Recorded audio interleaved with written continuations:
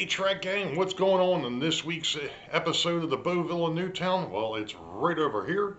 Stand by and we'll get into what's happening this week.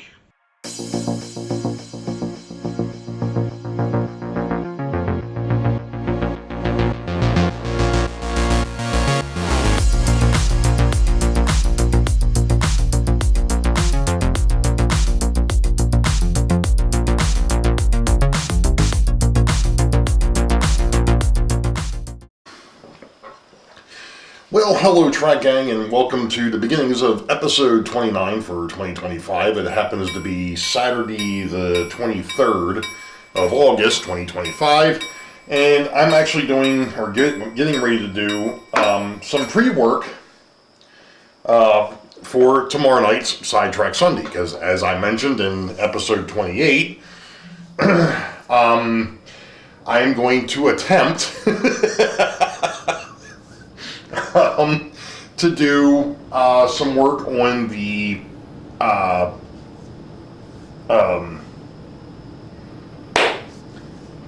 proof of concept control panel. That's what I'm looking for. So I will try to explain what I've got going on down here. Now, I'm sitting back out here at the railroad because I'm going to need some of this stuff for tomorrow night. So we're going to go ahead and we're going to talk about some of the things that are in the box over here.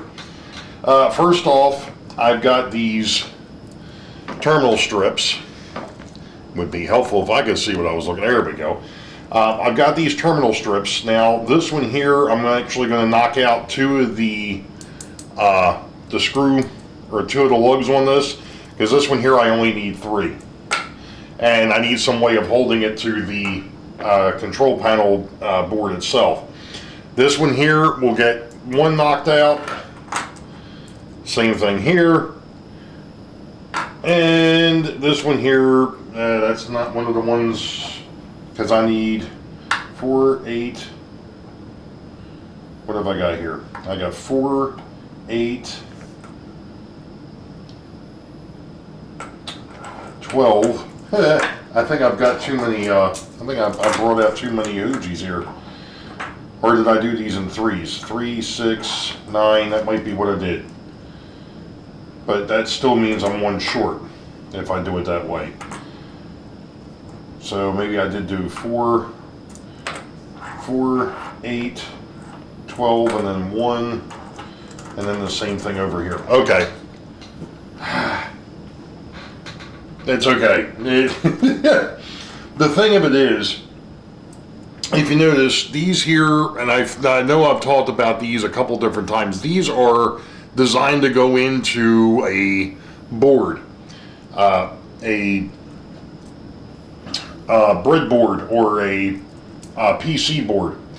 So, because of the fact that we're not doing that, first thing is, obviously, like I said, I need to push one of these out, which also creates a hole to be able to put a screw in. And I do save these. Probably don't need to, but I do. It would help if it came out the rest of the way. There it goes. As I throw it on the floor. Yeah. Okay. Alright. So there we go. There's one. I'm going to go ahead and knock out the other side, because this one here I only need 3. So we're going to go ahead and push that one out. That one came out a lot easier. Alright. So there's a 3. That's interesting.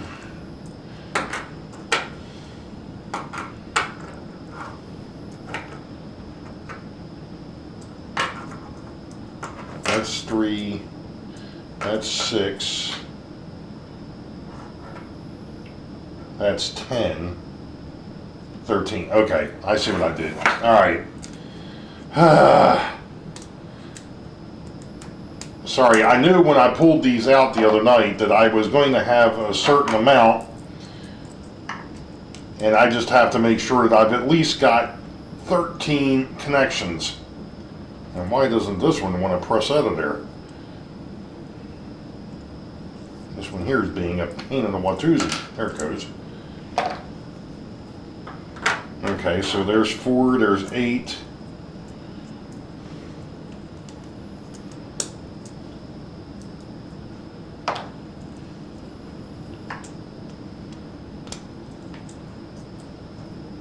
There's 11. And that actually makes 14, which is fine. That's not a big deal. So what's going to happen now is I'm going to take these pins and I am going to bend them 90 degrees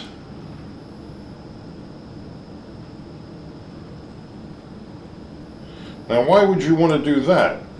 Well, because of the fact that these aren't going to go into a PC board or a breadboard, I want these to sit flat against the inside of the control panel. So by bending these up now, I can lay this flat against the panel or against the box that the panel sits on, and we'll be good to go. Now, the next part of this, and you're going to have to give me a minute because I'm not going to show you exactly everything that's going to happen here, but I'm going to prep up the rest of these because there is something else that needs to happen for this all to work tomorrow night. So we'll be back in a minute. Okay. So I've gone through and I tinned the ends of the terminal strips here. And now what I'm going to do is I'm going to, well, first off, I need to make sure that I make the first, I turned the camera on too soon, sorry folks. Actually, you know what? We're just going to do this way. I'll go take a measurement when I get to that one. So if I put 2 of these side by side, like so, if it'll,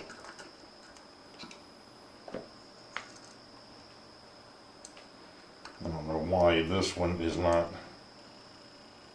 there it goes. Alright, what I can do here is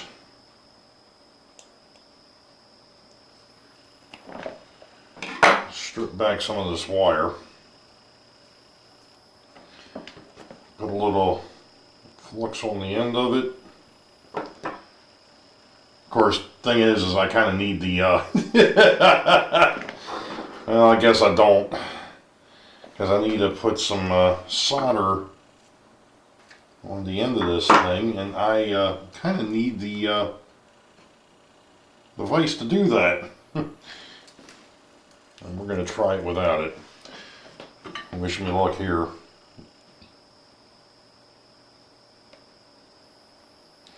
So basically what I'm doing here is I'm tinning the end of the wire, and then what I'm going to do is I'm going to take my needle nose pliers here, and what I should have done before I even got to this point is I should have gone ahead and actually cut the wire long enough, but that's okay. It's not a huge, actually it is a bit of a problem because I need to loop these.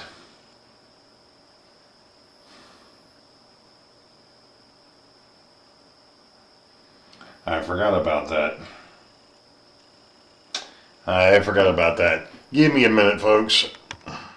Alright, sorry about that, folks. It's been a while since I've actually made these jumpers like this, and I had to figure out how the heck I did it before. So I think I've got it down now. We'll see what happens here when I go from the second one, or from the first one to the second one, because that's the next thing I need to do. So I need to cut off a piece of the wire here. Alright.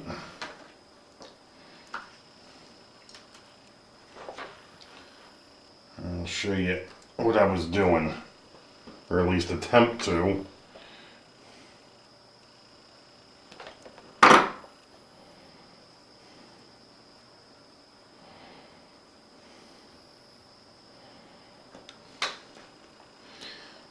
because the other thing I have to do here is I'm trying to make sure that I'm not wasting a lot of the wire, but at the same time I know I need to cut quite a bit, not quite a bit, but a little bit, to make sure that I've got the loop.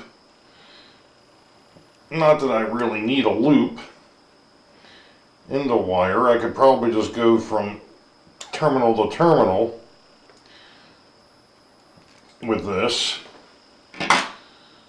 but that's not what I'm doing. So what I'm going to do here before I move forward is we're going to cut up a few more pieces of this particular piece of wire, so that I've got a couple of these loops ready to go, as long as I don't lose them on my black pants, because right now I'm dealing with black wire.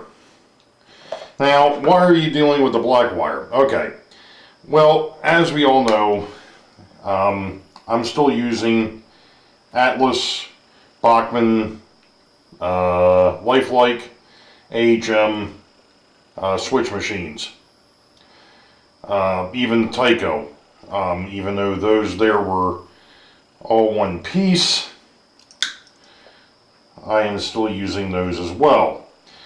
And each one of those has 3 wires that go from the panel to the switch machine, or to the solenoid. And those wires that go from the panel to the solenoid are green, black, and red, which means that one side of this power pack is going to directly be feeding this terminal strip.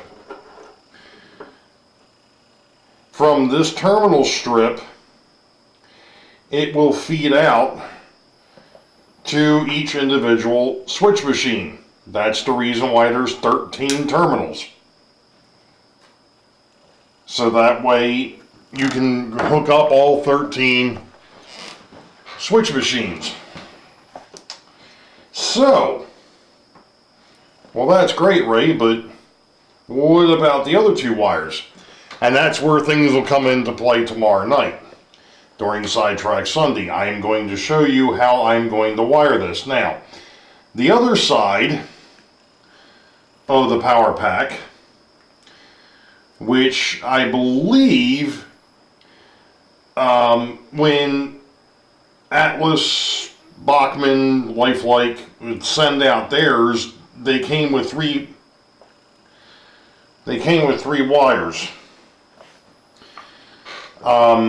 Or I'm sorry, with 5 wires. And those would be blue, yellow, black, green, and red. And we've already discussed the black, the green, and the red. The other 2, the blue and the yellow, would come from the power pack to the push button switches. Well, obviously with this, I'm not going to use the push button switches because they take up too much room. I mean, I could do it with the panel, there's no question. I've got room on the panel that I could use those push button switches. However, to do that, you have to number all of your switches. And there's going to be times where you're not going to be able to see the markings for said turnouts. So I decided that I was going to take a page out of some of the old books, and I already mentioned, I think the one that I pulled it from was one that Len Westcott did, you know, about a model railroad that grows was one of them. And the other one, I don't remember off the top of my head what its title was. Oh, come on. Get a grip.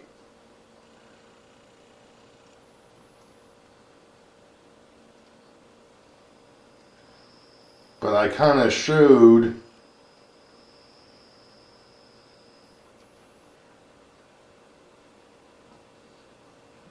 what I was talking about in episode 27. So literally what it is at this point, get over here to my ugly mug, is the fact that, you know, the power pack is going to feed this set of terminal strips. This set of terminal strips, the black wire will feed directly to the switch machine. The green and red will go from the back side of the panel, and right now this is still the test panel, but they'll go from the outer two poles here, and then the other line, which would be either the blue or the yellow. I guess we'll go blue to black, yellow to white, because that's what I'm going to use. I'm going to use white on the other side. The white will come from the terminal strips to the center of the DPDT here. So that supplies power when you flip the switch. So this, in this case, up would be, should be normal, and then down would be to the divergent. The only one that's different is the one that's down here, because this switch, or this turnout, is actually this way.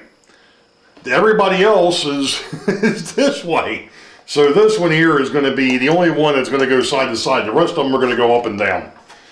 And then as far as the dead track switches, these here that are in the fueling facility, and then this one over here, which is the one for the switcher locomotive, those wires are already over there. Only thing I'm going to do is desolder them from the existing larger DPDTs and just solder the wires to those.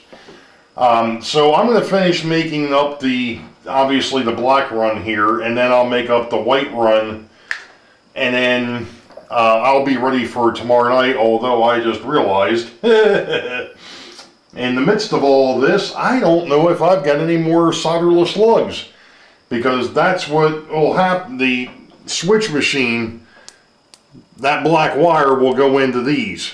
So yeah, oops.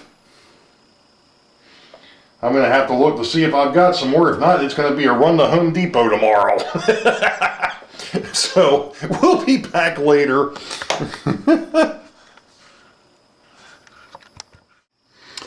Okay, Trek Gang. Where to start with this? First off, really appreciate the folks that jumped in for Sidetrack Sunday this past Sunday. It is now Thursday. I didn't get anywhere near as far as I wanted to. Well, actually, I didn't get anywhere with the control panel, the mock-up, namely because of the fact that Monday night, Tuesday morning, I had a maintenance that I had to be in for, so that kind of shot that to heck. And when I came back down here Tuesday night, I realized that there was another minor little problem. And that is, let me go ahead and, we're over here at the control panel. The existing one, mind you.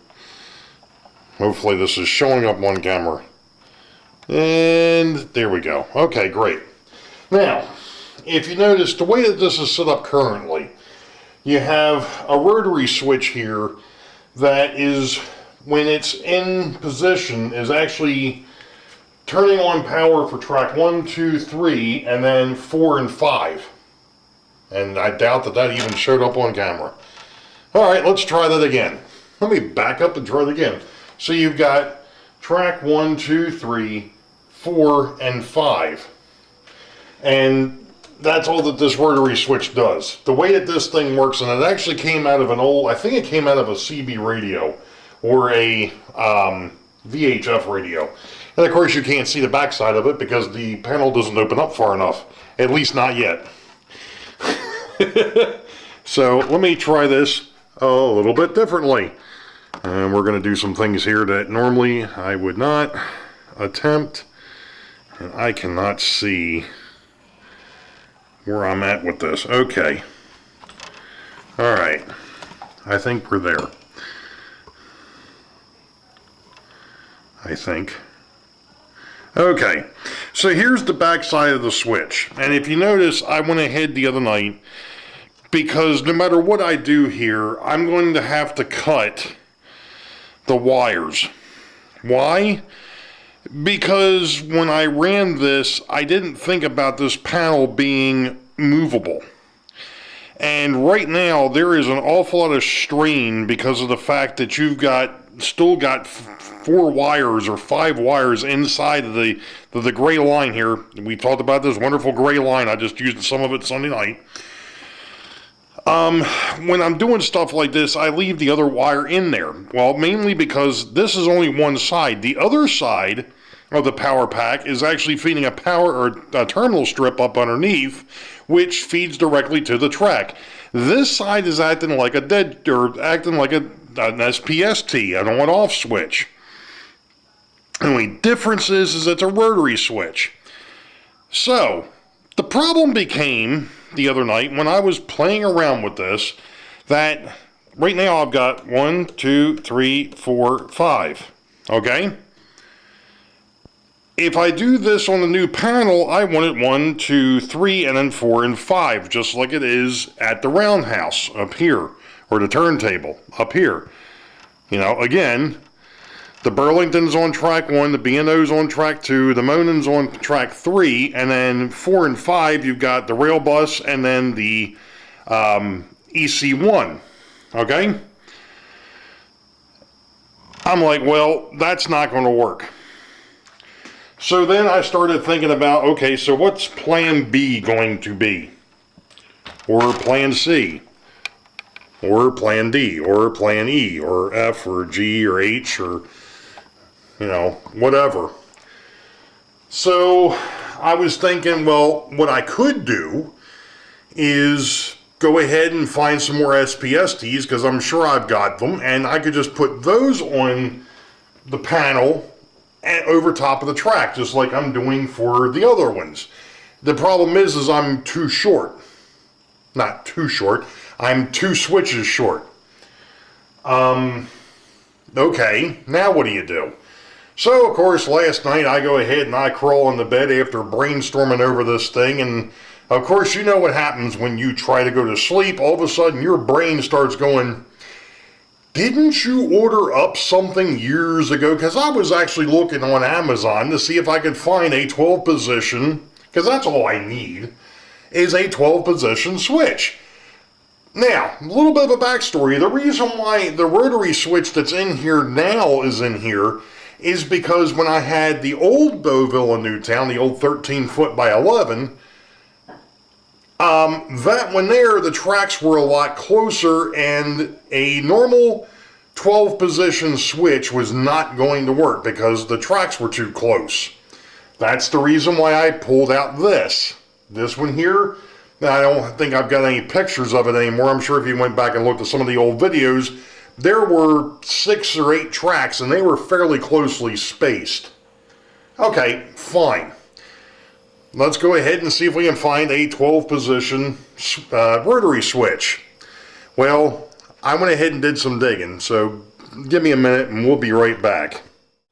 Okay, and I wish this mount would stay tight, but because of the fact that when I go to charge the camera, I have to take the pedestal off of it. Anyway, so, like I said, my brain started stewing last night because it's like, I know I bought a 12 position switch and didn't use it. Well, the reality of it was, not only did I buy one, but I had bought 2. This was back in 04. That's 11 years ago. 11? No. 21? Holy 21 years ago. Yeah, I bought these in 04. It's now 25, so yeah. So basically what it is I had bought 2 of these. And these are 12 position rotary switches. Now, the neat thing with this is these will be close enough to be able to do what I want. And I actually, one of these I kind of goofed up. I went ahead and labeled the wrong one, but that's okay.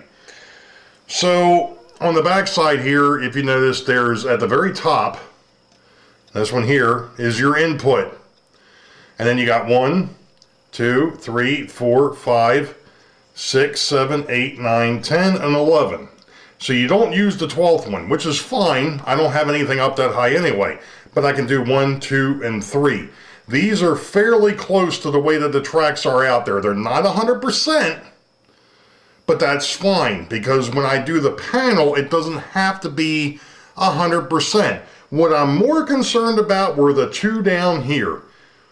That would be 7 and 8. Because right now, 7 and 8 on the other switch are coming off over here.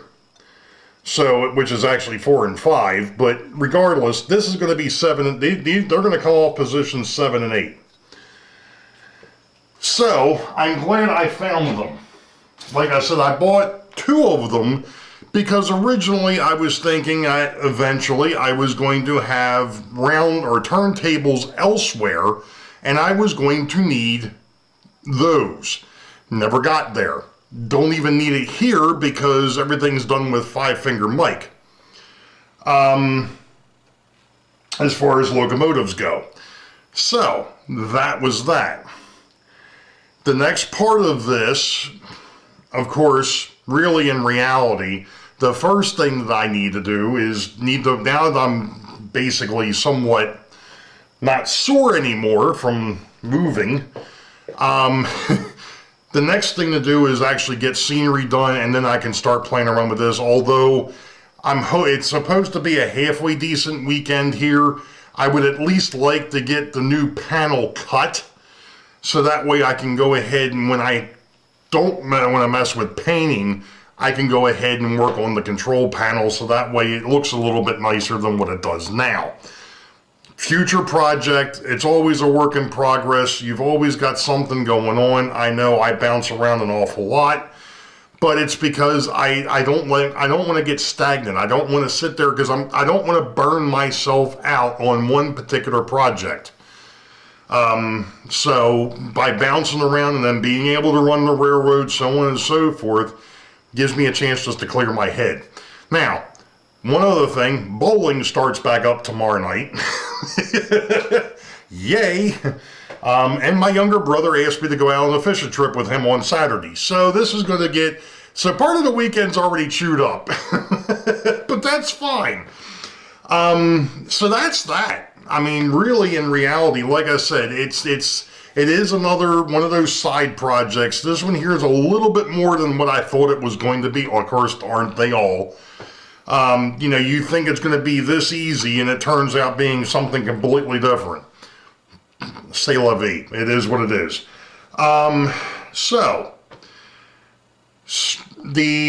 A couple of other things real quick. Obviously, there is a form out there. I'm going to link it below for the October YouTube meet and greet at the Great Scale Model Train Show.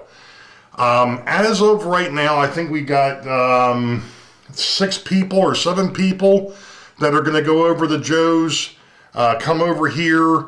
Then there's actually it's 7 people that are going to go over the Joes, come back here. There's 6 that are actually going to stay here 6 that are going to stay for food. And then there's one extra person that's actually going to meet us down at the Baltimore Streetcar Museum on Sunday. So we've got, I think, 6 people signed up for that so far. I know that Joe Rader had said something about, he wasn't sure if he should put in for JD and Jack. It looks like he only has to put in for himself because it looks like JD already put in for him and Jack. Can't wait to meet the 2 of them. All the work that JD and I had done together in the past, this will be a first because I'm not sure if he was up at Steamtown or not. That's been a while, and my memory is pretty much shot. But at any rate, can't wait to meet up with them. Delmarva Railfan, who was in the chat on Sunday night, is going to be the one that's going to meet us down at the Baltimore Streetcar Museum. That is going to be noon on Sunday. They don't open until noon. So that will be noon on Sunday. The meet and greet at the Timonium Fairground, the Great Scale Model Train Show, will be somewhere between 11 and 11:30. Kind of just, we're probably, some folks are going to get there at 11, everybody's going to hang out, and then of course more people will show up. That's usually what happens. But anyway, like I said, the form is down in the description. Do me a favor, please, and fill it out. That would help me. It's going to help me go ahead and get the food order in. I already know I'm going to get it from the same place I got it last year. So, you know, I just want a head count so I know how much I need to order. And of course, when the time actually does come, if anybody wants to float a couple bucks towards it, that's great. I'm not asking, but if you can, that's fine. I will make sure this year I have something down here for that. I think that was one of the things that was missing last year. Anywho, this coming Sunday, which obviously everybody knows, and here in the States it's Labor Day weekend, so it's a 3-day weekend. But Brian from the Iron Horse route has got Sidetrack Sunday, 8 p.m. U.S. Eastern. Obviously, the link to his channel is down below. One more thing before I forget it. There is a long-term member of the YouTube Model Builders YouTube community. I don't think he's been putting out videos for a while, but I did want to, I would be remiss if I didn't mention, keep his family. This would be Gino Sharp down at the belt line. I think that's what he calls the railroad these days. Anyway, his wife was in a serious car accident earlier this week. She's not great, but they're taking care of things. She will recover. It's just going to be a long road for her. So prayers to my buddy Gino. He was one of the ones that got me going in this whole thing. Years ago, and obviously I still follow him via Facebook, and that's how I knew about it. So prayers to Gino and his family. Keep an ear out, and you all know the deal. Wait for the highball. Green tracks ahead. Be safe. God bless. We'll catch y'all next time. See ya.